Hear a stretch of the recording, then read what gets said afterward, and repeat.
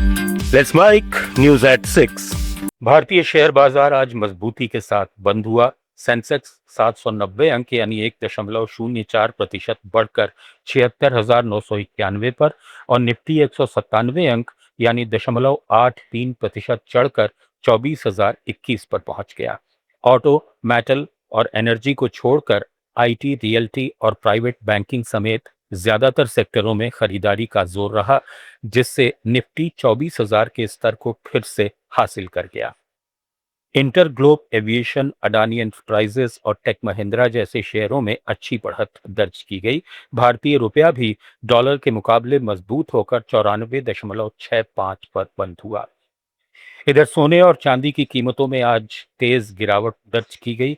India Boolean and jewellers association के अनुसार 10 ग्राम 24 carat सोना 1105 रुपए घटकर 1,44,000 रुपए प्रति 10 ग्राम पर आ गया, जबकि 1 किलो चांदी 794 रुपए सस्ती होकर 2,27,000 रुपए पर पहुंच गई। इस महीने सोना कुल 12,573 रुपए और चांदी 36,661 रुपए सस्ती हो चुकी है। इस साल की शुरुआत से देखें तो सोने चांदी में भारी उतार चढ़ाव रहा है। सोना 31 दिसंबर 2025 को 1,37,000 रुपए पर था, जो 29 जनवरी को 1,76,000 रुपए के रिकॉर्ड उच्च स्तर पर पहुंच गया, लेकिन अब तक 31,126 रुपए सस्ता हो चुका है। इसी तरह चांदी 2,30,000 से 3,86,000 रुपए तक पहुंचने के बाद अब 1,58,000 रुपए सस्ती हो गई है। असम कैबिनेट ने बजट सत्र से पहले भूमि और शिक्षा सुधारों को मंजूरी दी है, जो राज्य में निवेश और आर्थिक विकास को गति देने वाले कदम हैं।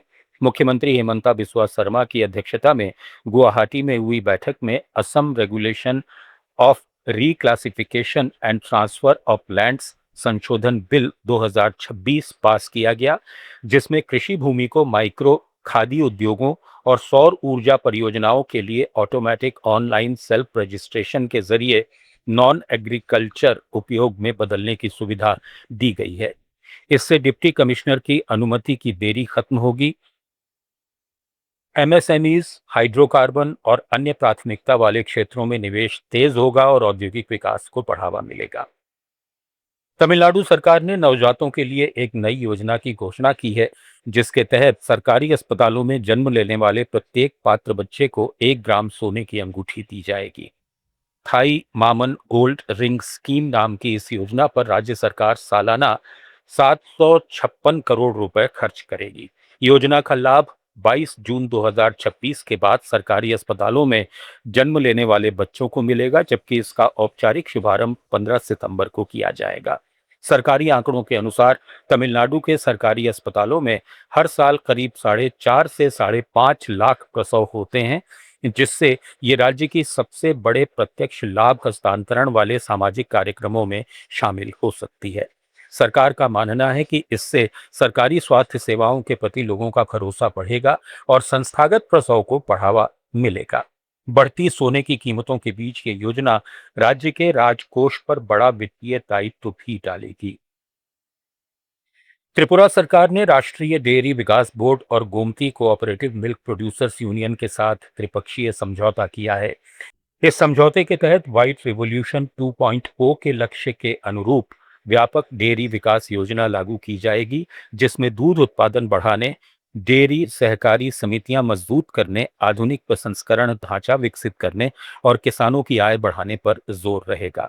मुख्यमंत्री माणिक साहा के अनुसार त्रिपुरा में फिलहाल सालाना 2,63,000 टन दूध का उत्पादन होता है, यानी रोजाना लगभग 7.25 लाख लीटर दूध। राज्य में दूध उत्पादन की औसत वृद्धि दर करीब 6.5% है और प्रति व्यक्ति दूध उपलब्धता 173 ग्राम प्रतिदिन तक पहुंच चुकी है, जो पूर्वोत्तर में सबसे ज्यादा है। हालांकि संगठित डेयरी नेटवर्क की पहुंच अभी सीमित है।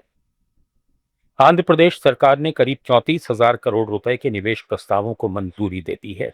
राज्य मंत्रिमंडल ने निवेश प्रोत्साहन बोर्ड द्वारा स्वीकृत परियोजनाओं को हरी झंडी दी है, जिनसे करीब 35,000 नए रोजगार सृजित होने का अनुमान है। इन निवेशों में डेटा सेंटर, सूचना प्रौद्योगिकी, नवीकरणीय ऊर्जा, पर्यटन और विनिर्माण क्षेत्र की कई बड़ी परियोजनाएं शामिल हैं। न्यूज एट 6 में फिलहाल इतना ही। जुड़े रहिए लेट्स माइक के साथ।